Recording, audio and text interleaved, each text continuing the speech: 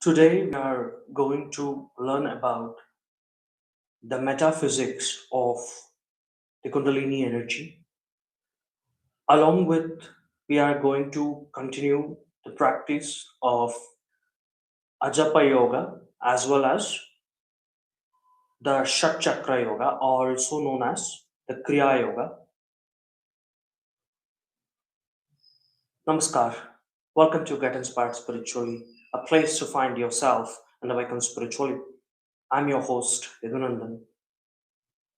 One of the most important things that any philosopher or any practicing spiritual person is to understand metaphysics. So any person who doesn't understand metaphysics, he will be just forced to blindly follow the rituals given in the spirituality. So if you understand metaphysics, then you will be able to understand the purpose and the effects of your rituals.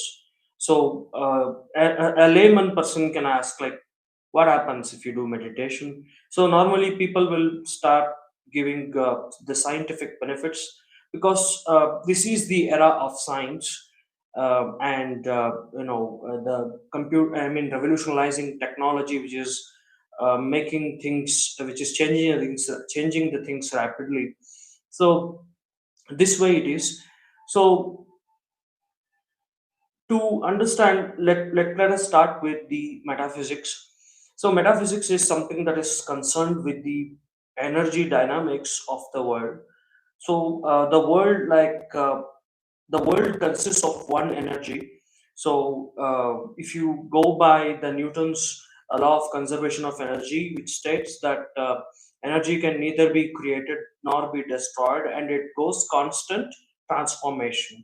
So this is what the Newton told, and by this logic, if you apply, there is one energy which is constantly getting transferred and transformed into different energies, and also it is getting transferred from one person to other person, or from one thing to other thing.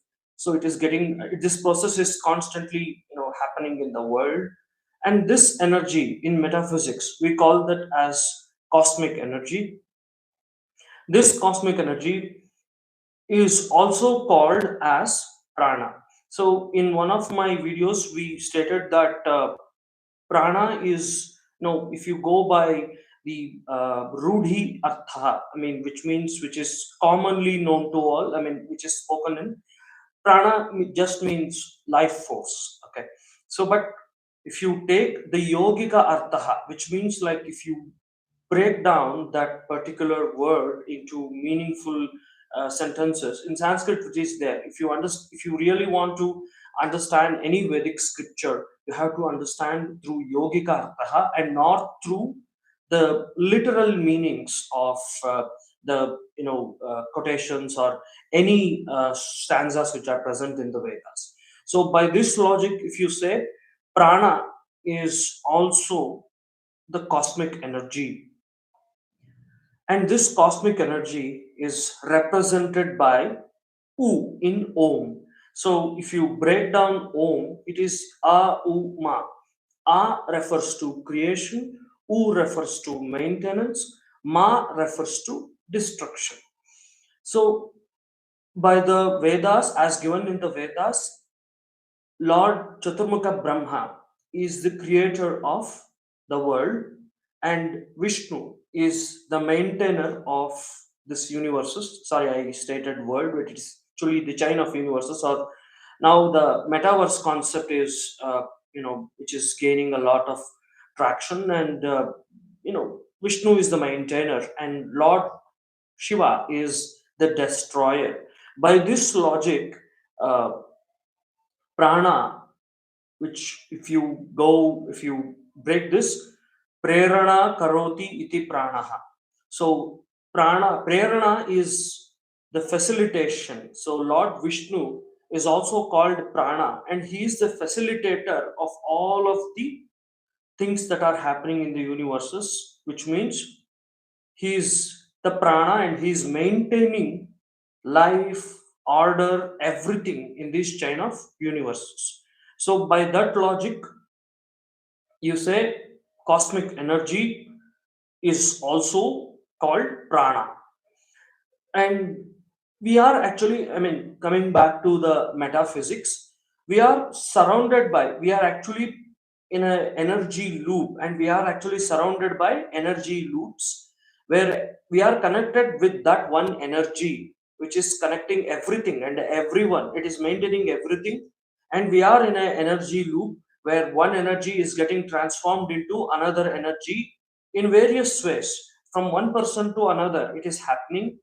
And if you really want to know the proof for this, you have to refer to Isha Upanishad, which states that Ishavasyam idam sarvam yatkincha jagatyam jagat tena tyaktena bhunjitaha ma gritah kasya svidganam.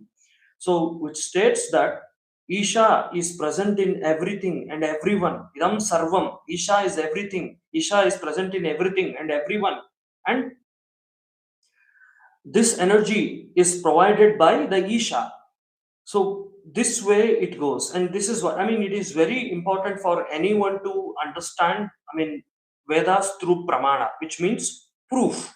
So what differs? I mean, what separates Sanatana Dharma from religions, which are nothing but a set of imposed beliefs by a person. Normally, they call it Messiah, and that belief system is imposed upon all, and there is no room for any questioning. And if you question the religious scriptures, that will be considered as blasphemous. So any, and there is discrimination between believers and non-believers. However, in Sanatana Dharma, that's not like that. We question everything. There is room for free thinking, and you can, to establish any philosophy, you have to convince a lot of pandits, and then the philosophy is established. You can take the example of Bhaskara Dvaita, which who was Bhaskaracharya, who was a renowned rishi and a scientist who established Bhaskara Dvaita, and then came Acharya Shankara. He established Shankara Dvaita, and then came Vishishtha Dvaita, and then came Dvaita philosophy established by Sri Madhvacharya. There are so many philosophies in Sanatana Dharma, which include Charvaka, Jaina, Buddha. These are all the actually the sister religions of Sanatana Dharma. And if you in Bhagavata, it is stated that Vrishabha Namaka Paramatma, I mean the Lord Vishnu, is created. He created Jaina Dharma, and Lord Buddha created Bauddha Dharma. Buddha is the ninth incarnation of Vishnu. So that way it goes. So everything is logical here, and if you study the scriptures in the right way and understand the scriptures through yogika artha, which means breaking down the deeper meanings of that, then you will be understand the scriptures as well, and then each ritual which you perform gains momentum, and you will be motivated to do that if you understand everything. So this is the metaphysics of Kundalini. And one of the things is like Kundalini is, sorry, I forgot. Kundalini is something that is actually the transformed form of cosmic energy which is conserving the life in everyone. Kundalini is present in each and every cell of the body. Every cell has got possesses energy. It has got a vibration intensity, and it is, there is constant death of cells, and new cells are getting reborn. So this is how it is, and so that's how it is. Now one of the core phenomena, I mean the core thing which any sadhak in Kundalini Yoga does is he tries to have high vibrations by increasing his energy, and through various means. Primarily, it is done through two ways, which is one is mantra and tantra. Mantra yoga and tantra yoga. Mantra means which is anything that is repeated all over. So for each ritual there is a mantra. I mean there is a mantra and also a tantra. Tantra means technique. So for all the chakra systems there are multiple mantras. I mean there are about seven mantras for seven chakras, starting from Mooladhara to Sahasra. So this way it is something that the chakra systems operate, and for each chakra there is mantra as well as tantra. In one of our videos, we explained about mudras, about pranayamas, and things. And I think in the coming episodes, we will be learning about the Kumbhaka Pranayama. We also, in the previous episodes, we learned about Kundalini breathing, which is very important to activate Muladhara chakra, and then that is going to continue the energy that is going to rise till the Sahasrara. And so that's how it is. So now coming back to the practice. Okay. Now we are going to start with the Analoma Viloma Pranayama, which is a very basic one. Continue the practice of Ajapa Yoga, and then we gradually move into the Shat-Chakra Yoga. Okay, right. We are going to continue the practice of Ajapa Yoga and Kriya Yoga. So let's start with the Analoma Viloma Pranayama. Exhale all the air in your lungs. Close you can use this way or you can use this way. Okay, like these two hands you can hold and you can close it. For me, it is since this is Apana Mudra, normally I hold like this. Exhale off all the air in your lungs. Slowly, gradually, you breathe in.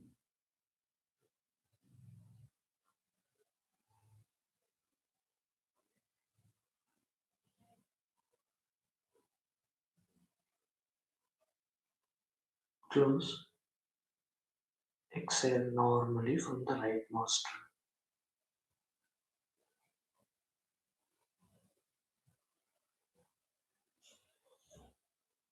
Inhale.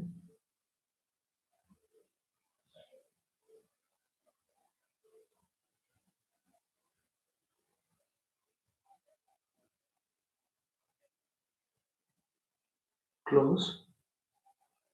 Exhale.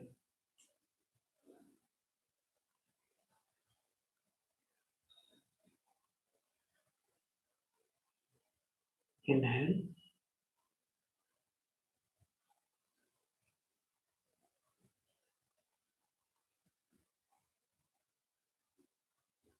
Close. Exhale.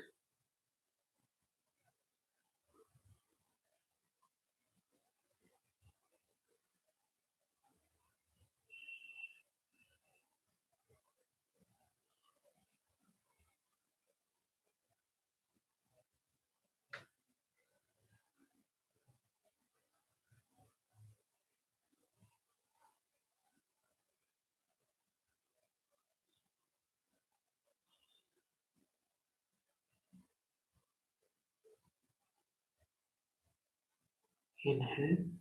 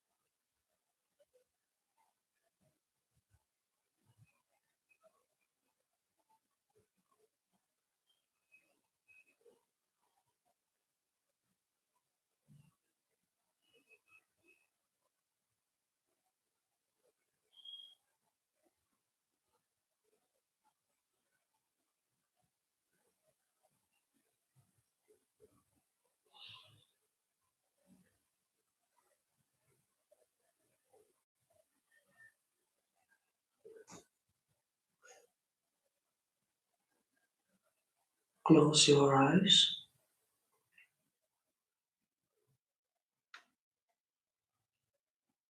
Exhale all the air in your lungs.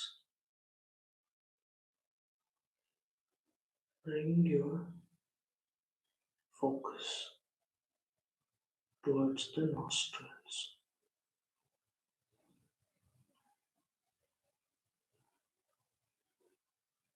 Inhale gradually, mindfully.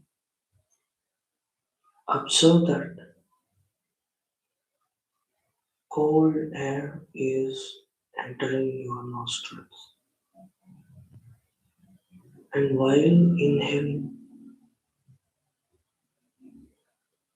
you see that you are exhaling hot air,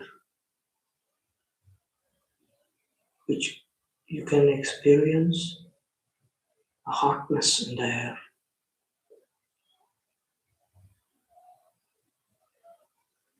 Keep observing the sensations in the nostril region due to breathing.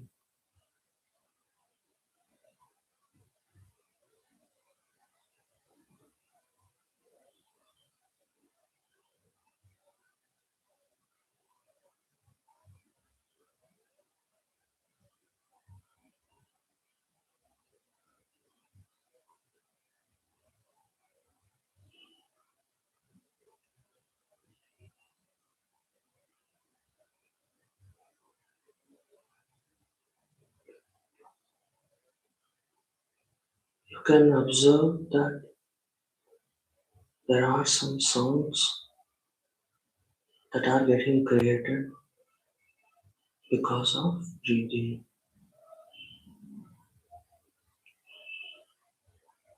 You may get thoughts and let them come, let them go.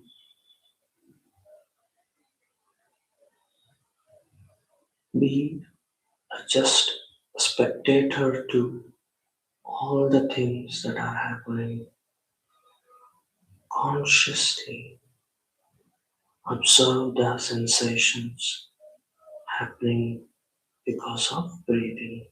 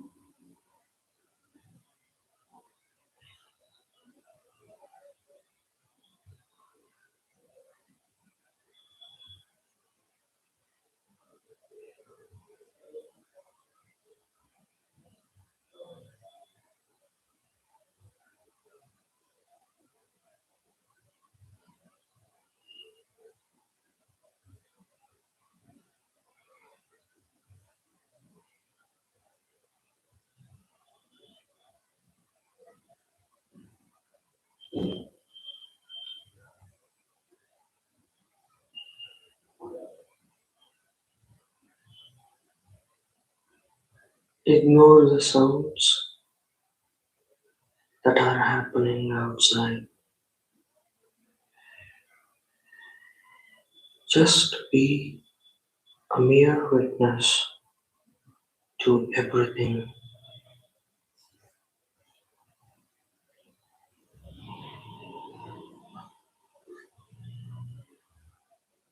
Continue the practice.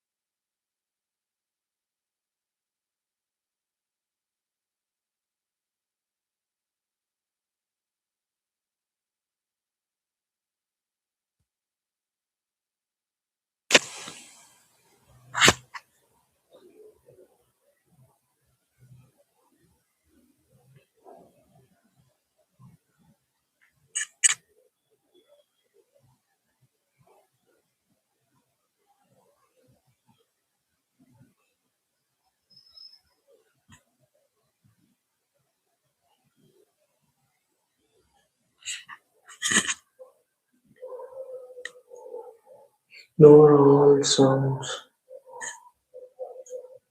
just stay focused on the sensations happening in the nostril region.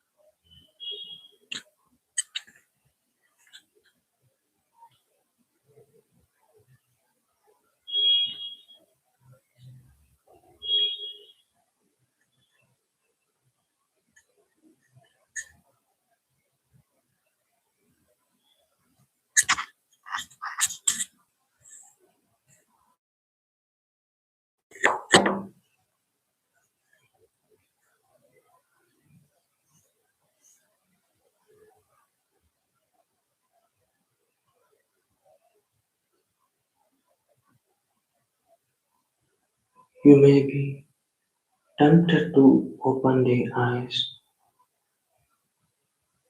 get distracted with certain things, but don't ignore the rest.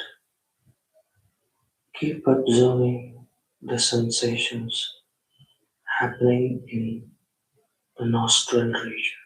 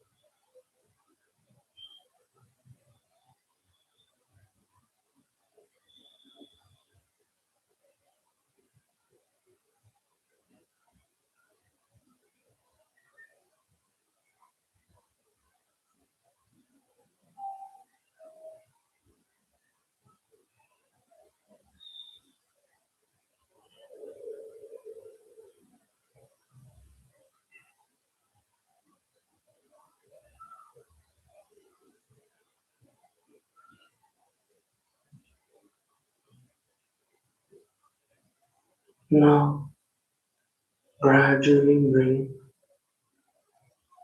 your focus towards the region in between your eyebrows.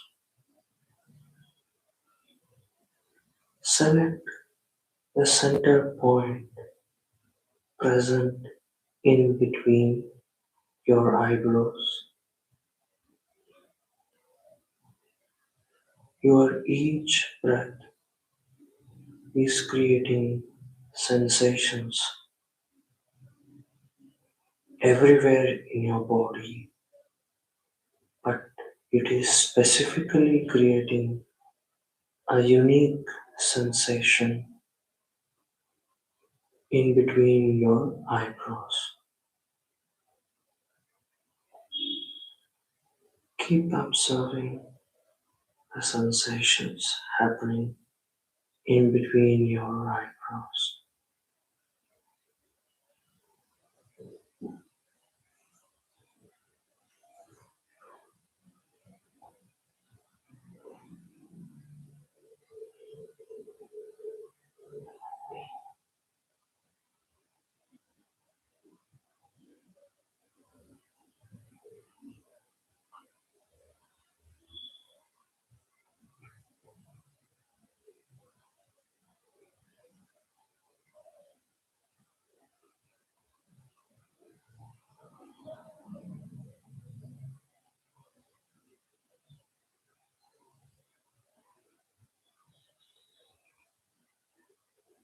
You can observe the same sensations in the entire cerebral hemisphere and cerebral region of your brain.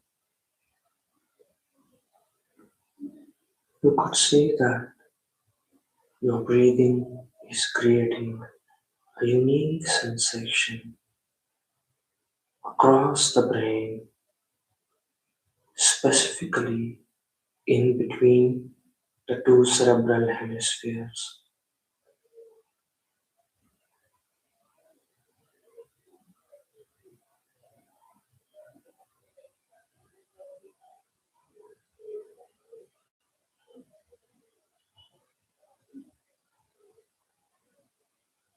Keep observing this sensation.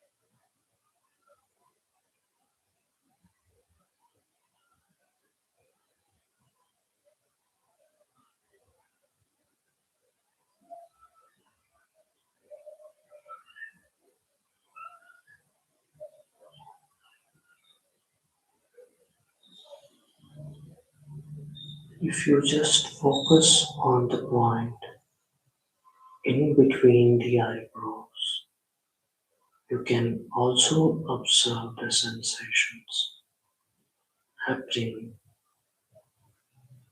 in both the hemispheres of your brain.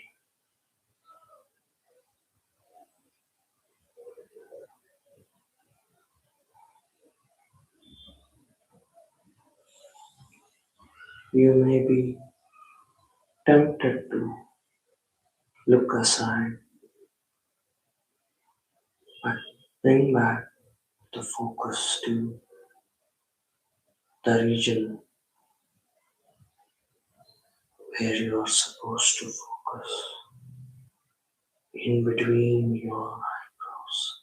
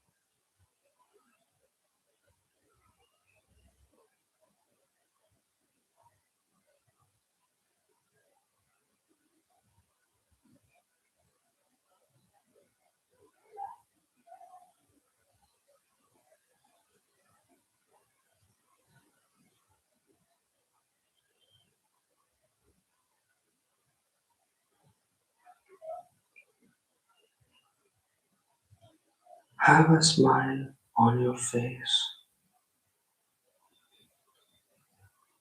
Don't hold any muscles or keep them stiff. Don't control your breathing. Let the breathing happen and just be an observer of the sensations as well as the breathing.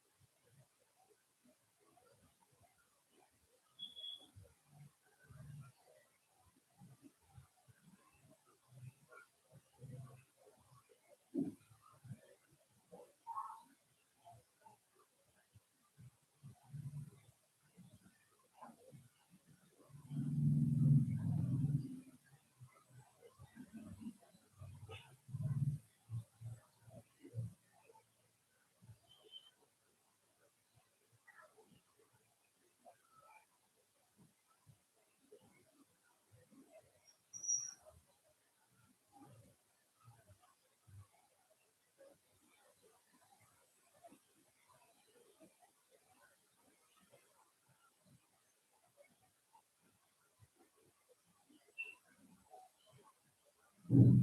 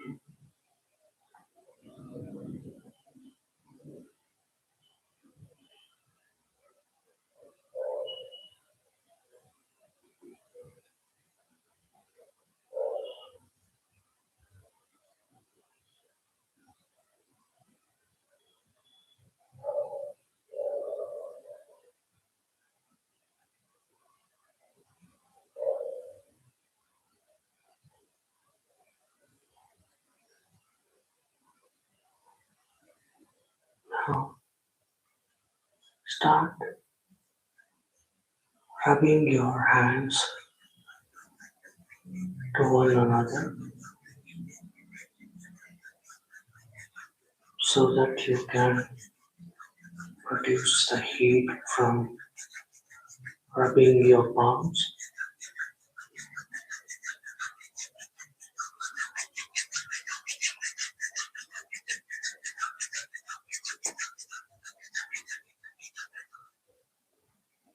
Give a light massage to your eyes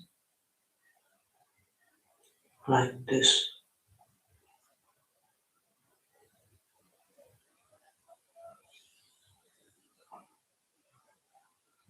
Now slowly open your eyes.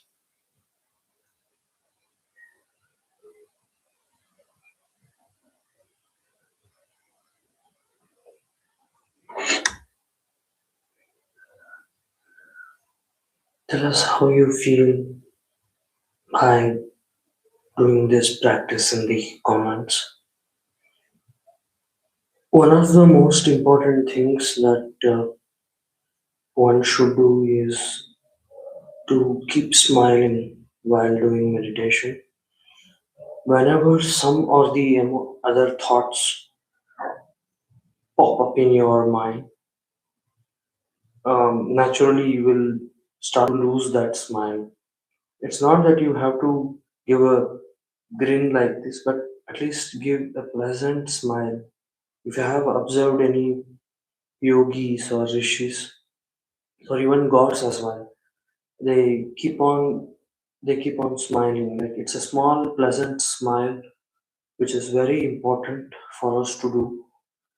In fact, I had forgotten about this in the previous practices, but now then I got to know, like, oh yeah, this was one of the things that can enable a person to focus as well.